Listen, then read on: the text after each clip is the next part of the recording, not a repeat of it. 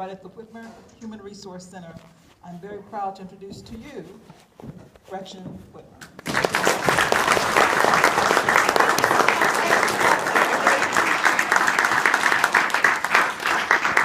Well, thank you. And I believe it was said that we enlisted her. I don't think anyone could enlist her and tell her to do anything that she didn't want to do. So we requested, and Mayor, thank you so much for making time to be here. Thank you for inviting me to come and speak. You know, I served 14 years in the Michigan legislature, and all of them were in the minority. I am grateful that I had that opportunity to serve. I thought we fought a lot of really important fights over those years, but I have to tell you, toward the end of it, I thought I've done my public service. I'm going to go back into the private sector and the private life, and very quickly I learned about myself that I have got no patience for poor management. I have got no patience for politicians who play games with problems instead of solving them. And I have zero patience for people who try to lower our expectations and give us false choices. Michigan has a proud history of forging bold territory, of leading the nation. I'm here in Pontiac because I love the city of Pontiac. I've spent so much time here growing up and over my lifetime, and I'll tell you that, you know, my brother and I were looking for old pictures today of when I was a kid growing up. And one of the earliest pictures of me is when I was maybe, I don't know, 8 months old, and I had the Pontiac P on my shirt that was bigger than my chest was. But my grandparents were proud to live in Pontiac and to be from Pontiac. My grandfather, Dana, made education his life's work, but so did my grandmother, Esther.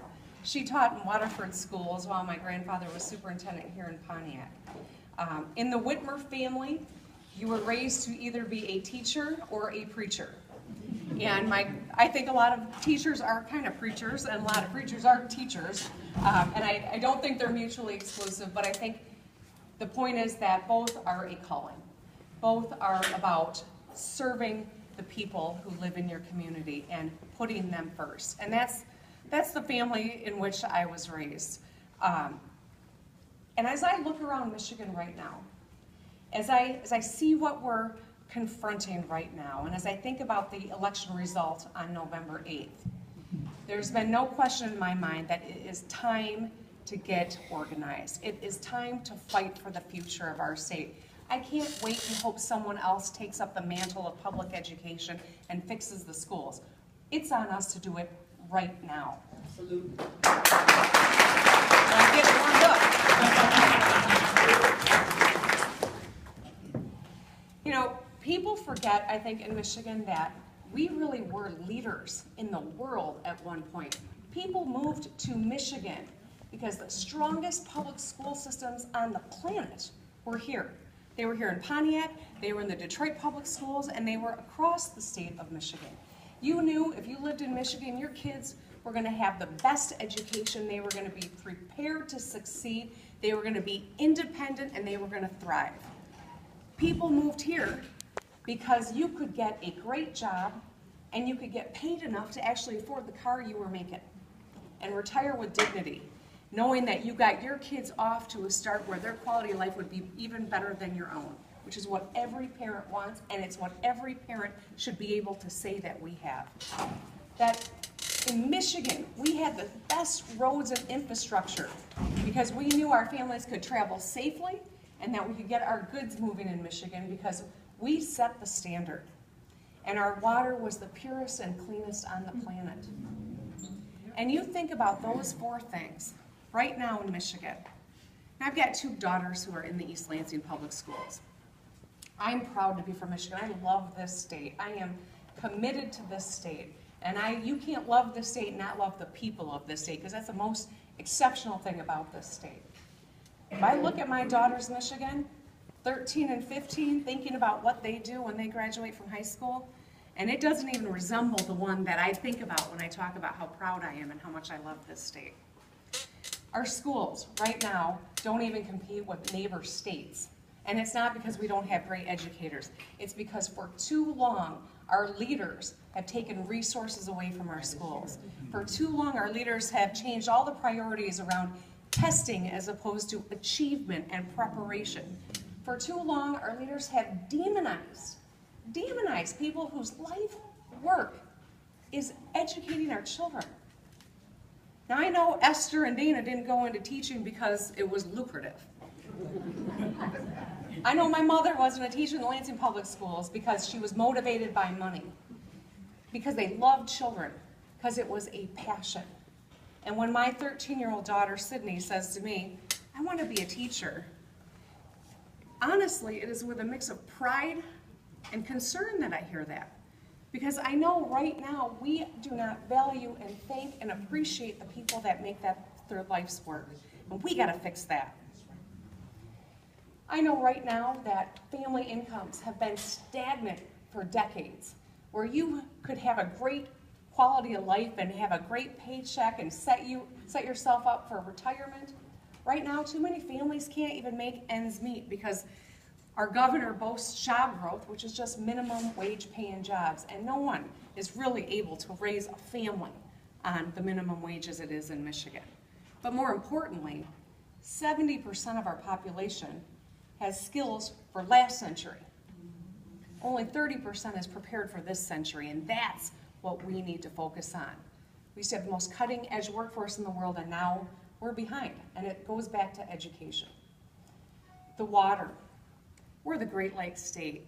We got 20% of the world's fresh water, and we got a city in Michigan where parents, for 3 years into this, still cannot turn on their taps and bathe their children, much less use it to cook their dinner. You know, when the Flint crisis first broke, one of the things that I thought was important to do was really to get in and help out. I didn't do it for any political reason. It was before I even realized I was going to take this on. But I wanted to be helpful. I took my daughters over because I'm always looking for opportunities to show them what it really means to work in a community and help and pitch in when people need help. But it was talking to a woman who had a daughter who was 18, and she's telling me that for 2 years, the government told her that the water was fine. She said the water was clear, it looked fine, it didn't smell funny, it didn't taste funny. But they kept asking, is this okay? Because knowing that the Flint River was not a clean place to be getting the water from. It's fine, relax. That's what the governor's people said. She finds out later that their water had a ton of lead in it. And she's telling me, my daughter's 15 and 16 during those years, her reproductive organs are forming. What is this going to mean for her life? And possibly for her children's lives, if she is able to have children. You know, you don't have to hear too many of those stories to really understand the impact that governing by balance sheet has had on lives of people in Michigan. So all of these things are issues that have motivated me to say now is the time for us to step up and take back the state, to put people first, to demand accountability of our leaders, to throw leaders out who tell us we shouldn't have high expectations, we shouldn't be privy to internal debates, we shouldn't know their finances, we shouldn't be able to FOIA their emails. They work for us. It is time for us to take it back and demand accountability. It is time for us to set the agenda that puts our kids' education number one, that puts our workers' skills, ensuring that people have paths to careers, number one. And by God, we owe it to everyone in this state to fix the problem in Flint because we're all paying a price for it, but no one as badly as the families in Flint. Those are the things as I think about Michigan and where we could go and the kind of leadership that we deserve. These are tough times. They're scary times for a lot of people. But I'll tell you right now, because of the environment and the craziness in Washington, D.C., right now we are seeing people get engaged in a way that you would never usually see in March of a year and a half before an election. Everywhere I go, people are turning out because it's time to focus this anxiety and this anger and this fear from what's happening in Washington, D.C. into action to make Michigan a leader again. Now, we should still be angry and fearful and mad about what's happening in D.C., but let's channel that energy into making Michigan, rebuilding Michigan, and rebuilding the people and the communities here in Michigan. So, as I travel the state, whether it's, I did a week in the UP in February. No one does that, but I did. And as I got even around the Upper Peninsula, I hit 11 out of 15 counties in the UP. And everywhere we went, the crowds were 4 or 5 times bigger than the organizers expected. That whether it was in Escanaba or it was in Houghton, which is way north from here, we did a potluck at the Super 8 in Houghton, and 150 people showed up. We were wall to wall. The organizer said, I haven't seen this many Democrats in a room since Jim Blanchard was governor. But the point is that people are engaged. And now is our time to not just be angry, but to they say for a movement, you've got to agitate, you've got to educate, and you got to organize. I think Donald Trump is doing the first 2 things for us.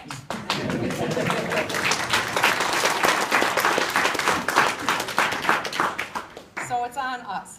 I jumped into this race on January 3rd. It was earlier than even I had anticipated doing it, but because of what happened in November, I thought, now's the time.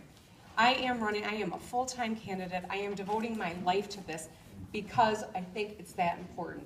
But also because I think gone are the days that we can make any assumptions. I need to learn as much as I can on the campaign trail. I need to ensure that the platform that we're building really reflects what the people of this state need. I don't think I can count on a Teamsters endorsement to mean every member of the organization is going to vote for me. I got to show up and show people the respect of engaging with them, and then ensuring that this platform really does reflect what we need. We can't assume everyone in a big city or every woman or every community of color is going to vote a certain way. We got to show up and earn their support. And that means talking to everyone who voted for Hillary, everyone who voted for Bernie, everyone who's so mad at the world they voted for no one, and even people who voted for Donald Trump. Thank you. And I will tell you that there's no way that this state went from embracing Barack Obama twice to endorsing the rhetoric that came out of the Trump campaign.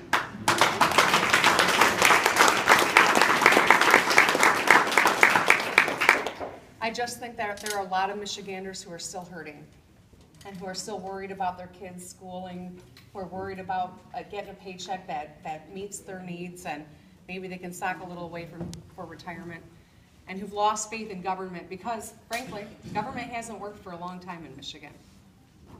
And so we're going to earn their votes too, and we're going to run a campaign that's worthy of it. But that starts every day when I get out of bed until the minute I go to bed. I'm thinking about how do we do that? How do we get the government that we deserve, and how do we make sure that we in Michigan are thriving again? So with that, I'll stop the monologue and make it more of a dialogue. I'd love to interact. Love for you. Well, I guess you're ready to. Okay. Well, first, could you introduce your special guest that's in the back row? Oh, yes. Okay. So that's my brother, Richard Dana Whitmer.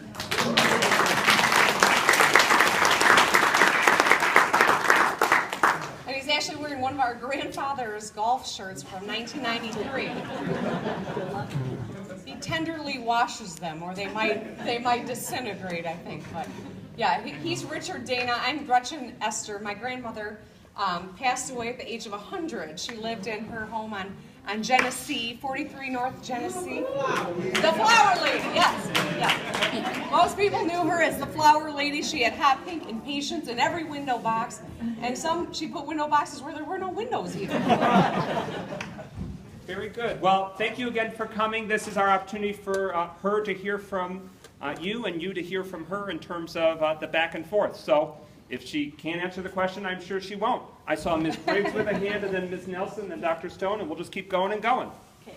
I have 3 questions, so if there are 2 different, the first one should be super easy.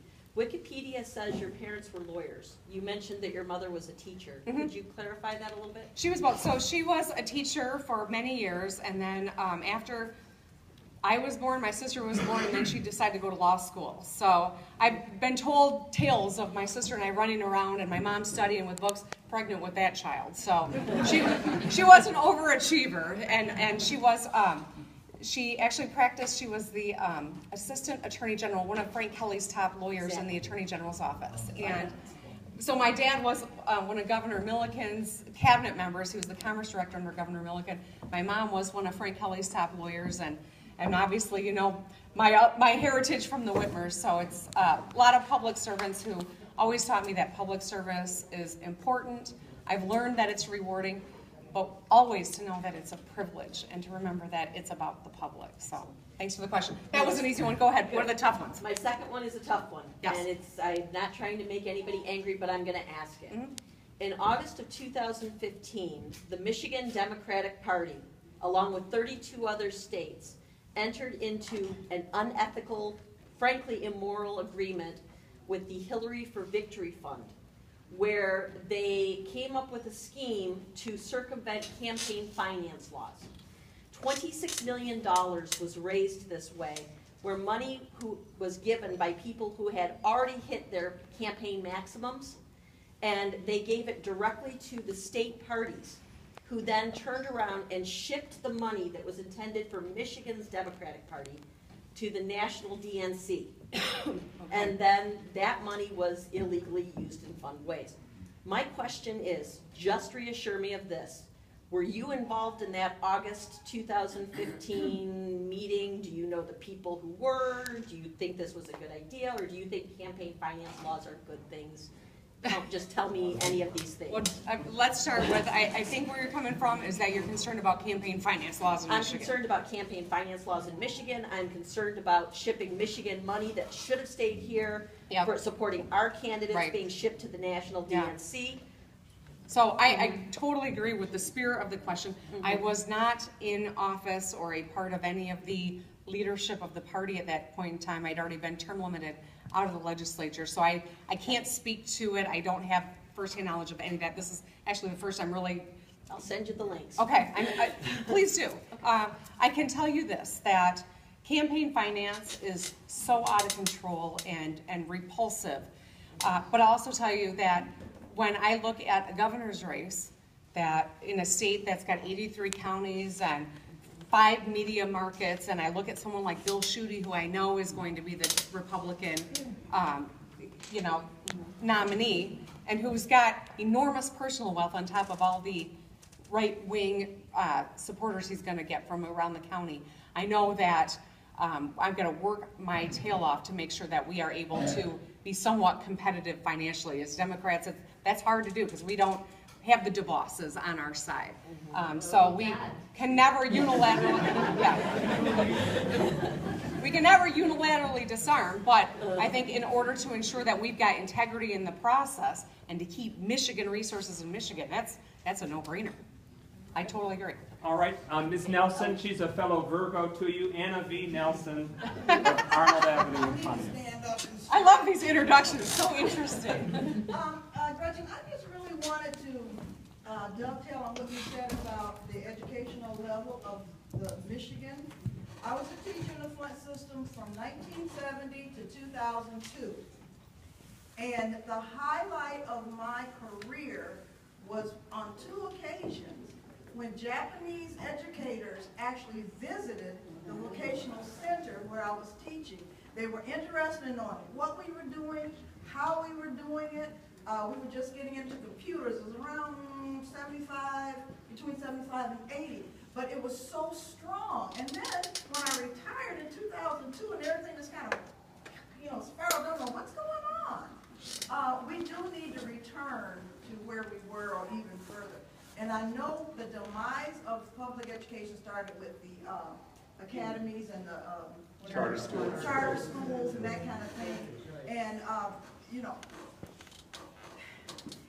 I'm here because I don't have the political thick skin that some of us have. I want to be able to hear things, garner information, process it.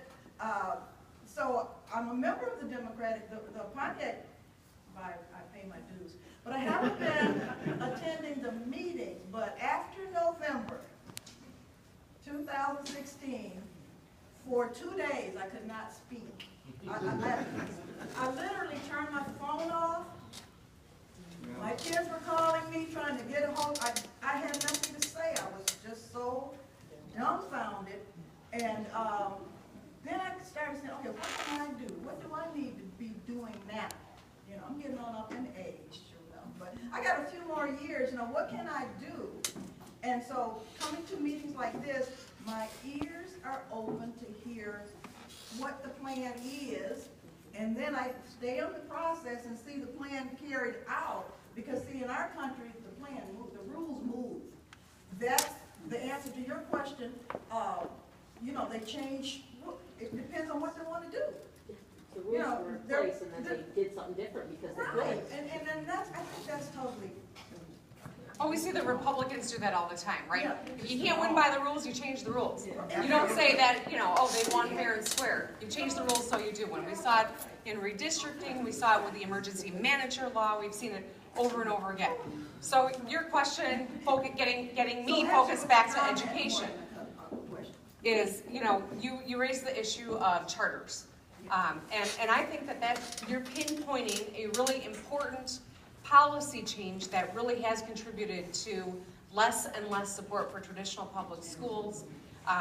The DeVos agenda has always been to starve public schools so they fail and send money to their friends in the charter school business. I mean, and they've been very successful at it. It's scary, actually, that someone with that much money, one family in Michigan with that much money, can change the policy for every one of us and our children. It's horrifying, but that's what we're up against. What we're seeing in charter schools, you know, Michigan charter schools, 81% of them, or 84%, it's one of those two numbers, they're for profit. So think about that. These are companies that are operating these, and the motivation is to make a profit. So naturally, what's that going to mean for education for kids? Now, I guess I could maybe, you know, understand the argument for them if they had success. But they're not getting our kids into any better position than they would have been at the public schools. And in fact, it's worse for a lot because they open, they close, they change. If you got transportation, you might have a choice, but many kids don't have transportation, so it's not a real choice. And it's certainly not a quality choice. When you look across this country and you think about the next state with the next highest level of for-profit charter schools, you know what their percentage is? 12%. So that shows you how way out of line Michigan is. And it's our kids that are paying a price for it. I don't know how many of you saw the Free Press did an article a few weeks ago talking about how growth in proficiency in Michigan is the worst in the United States. It's not because of the teachers. It's because of the policies that have come and over again. So there are a number of things that I'm proposing on the school front, but one is accountability in charter schools.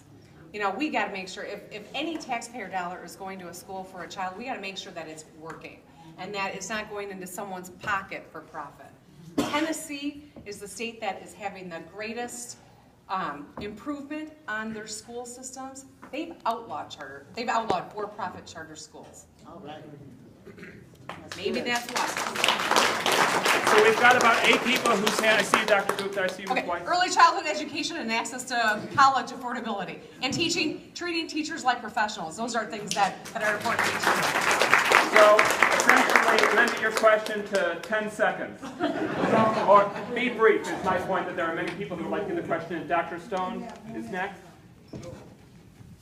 You know the trouble that Pontiac schools is in. Matter of fact, we're going up to April 14th and confront this committee that wants to close the school. What kind of plan do you have, or what kind of way to develop a plan that you can give a school system like this the same amount of money that a Birmingham or Bloomfield Hills school can have? Because that's one of the big problems, is how the school system is made to perform with less and less money. The children shouldn't be valued differently based on their zip code. It's really that simple. And school districts that are struggling, states that are really good at turning them around, invest more resources in them. They don't shut them down. Absolutely. And so I absolutely oppose the governor's plan to shut down schools. I'm glad to see a lot of districts are suing him to keep the schools open. The answer is you don't just cut ties and eliminate options and abandon children. You put more resources in to make it work and to give them the support that they need. There are, many districts have got many different challenges, when kids are, you've got a greater percentage of kids that are eligible for the free and reduced lunch. That in and of itself tells you that that's a school that needs more resources and more supports for the children. That's what you do when you've got a school that's struggling. You don't close them down. So that's my philosophy. Those are the values that I would take with me to the governor's office, and you can be darn sure that I would never close down a school that we didn't think was succeeding. We owe it to the children a lot better than what they're getting right now, that's for sure. Dr. Ashok Gupta? Thank you. Thanks for coming. This is a great town. I've been for 40 years.